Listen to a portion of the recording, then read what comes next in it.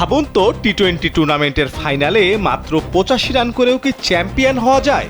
অবিশ্বাস্য মনে হলেও সেটি হয়েছে গ্লোবাল টি-20 ফাইনালে। আধুনিক টি-20তে যেখানে 200 রানও নিরাপদ নয়, সেখানে গায়ানা অ্যামাজন ওয়ারিয়ার্স মাত্র 85 রান করেছিল। মনে হচ্ছিল সেখানেই শেষ, কিন্তু না, এরপর শুরু হয় অবিশ্বাস্য প্রত্যাবর্তন। মোহাম্মদ নবী, ইমরান তাহির আর ডোয়াইন প্রিটোরিয়াসের ভেলকিতে একে একে ভেঙে পড়ে সান ফ্রান্সিসকো ইউনিকর্নস।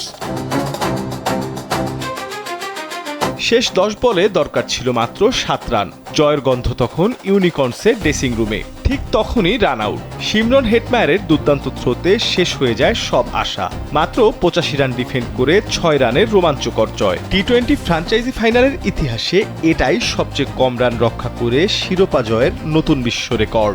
এমন ম্যাচ দেখে বলাই যায়, ক্রিকেটে অসম্ভব বলে কিছুই নেই।